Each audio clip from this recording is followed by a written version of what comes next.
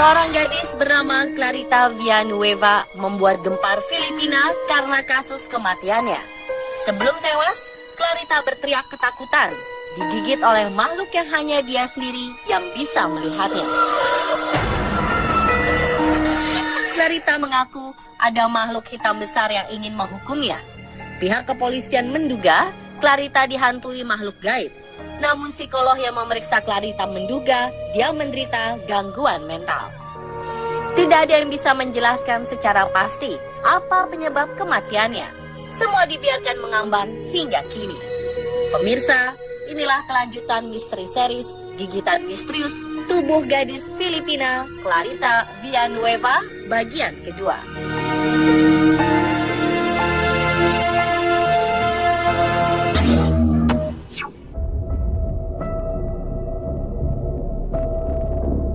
Clarita Villanueva adalah gadis yang memiliki masa kecil yang menyedihkan. Sejak kecil, ia hanya dibesarkan oleh seorang ibu. Ia sendiri tidak ingat dengan ayahnya. Demi kehidupan Clarita yang lebih baik, sang ibu bekerja sebagai peramal. Setiap hari, beliau membuka praktek meramal untuk orang-orang yang ingin mengetahui jodoh, kekayaan, dan lain sebagainya. Beberapa orang menduga ibunya memakai jimat untuk melancarkan proses ramalannya. Inilah yang kemudian menghantui kehidupan Clarita hingga dewasa. Namun dugaan ini belum terbukti kebenarannya. Clarita pun akhirnya luntang-lantung di jalanan. Tidak ada yang mengetahui keadaannya hingga akhirnya dia ditangkap polisi dan mengalami kerasukan.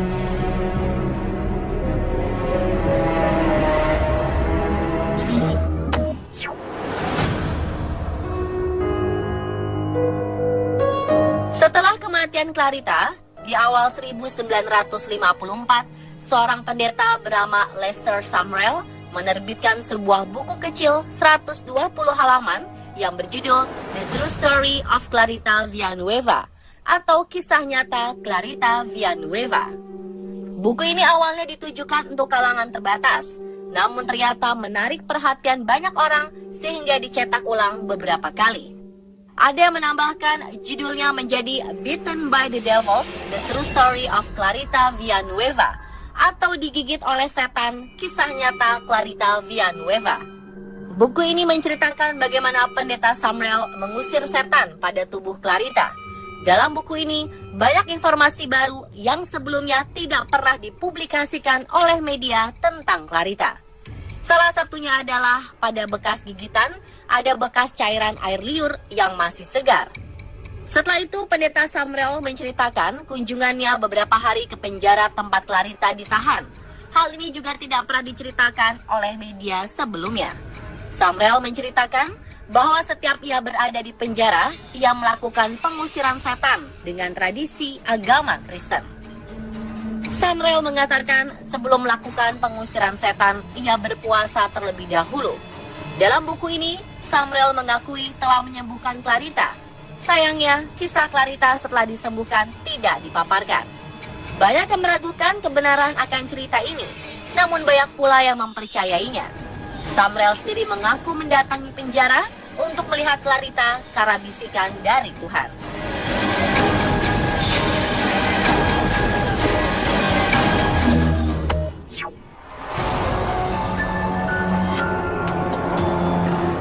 Selain versi pendeta Sumrall, muncul beberapa versi penyerangan terhadap sang gadis Filipina ini. Sebuah majalah bernama Fate Magazine menceritakan bahwa Clarita mengalami kegelisahan dan berteriak-teriak seperti itu karena ia menderita penyakit epilepsi. Ada makhluk besar yang menghantuinya. Majalah ini membuat judul Stranger Than Science untuk cerita Clarita ini. Versi Stranger Than Science ini menggabungkan cerita versi terdahulu dengan versi pendeta Sumrall. Mereka menyebutkan setidaknya ada 2 makhluk gaib yang selama ini menghantui Clarita. Mereka juga menyebutkan bahwa Clarita menderita gangguan saraf seperti epilepsi. Cerita ini kemudian populer hingga tahun 1959. Setelah cerita Stranger Than Science, berbagai versi cerita Clarita pun muncul. Banyak yang mengangkat kisah ini dengan menambahkan bumbu-bumbu drama agar laku dijual ke pasaran. Penulis biasanya mengambil sebagian cerita Clarita dari 3 versi sebelumnya lalu mengembangkan variasinya. Makhluk gaib yang dilihat Clarita misalnya, ada yang menggambarkan kedua penyerang Clarita itu berupa setan, bahkan ada yang menyebutnya vampir. Yang paling unik, ada juga yang menceritakan bahwa Clarita diserang oleh alien yang ekstra dimensi atau tidak terlihat. Selain makhluk penyerang, ada juga variasi cerita penyebab Clarita diserang. Ada yang mengatakan bahwa penyerangan itu berasal dari penjara yang memang merupakan penjara lama. Ada juga yang menceritakan bahwa penyebabnya adalah makhluk yang menjadi jimat sang ibu selama menjadi peramal.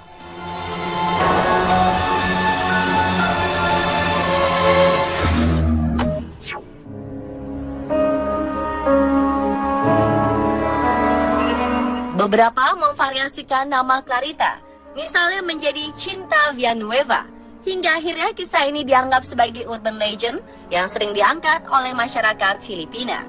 Sampai saat ini, tidak ada fakta yang menjelaskan secara terperinci mengapa Clarita bisa diserang dan apa sebenarnya penyebab kematiannya. Polisi Filipina sendiri sempat melakukan penyelidikan selama berbulan-bulan untuk menemukan keanehan-keanehan pada kasus kematian Clarita Villanueva. Namun mereka tak kunjung menemukan jawabannya. Akhirnya kasus ini dirahasiakan dan dicatat sebagai kasus bunuh diri murni. Tidak ada penyidikan lebih lanjut tentang kisah ini.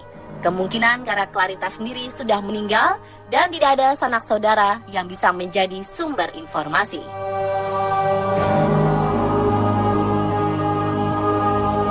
Dan pemirsa, itulah kisah gigitan misterius di tubuh gadis Filipina, Clarita Villanueva.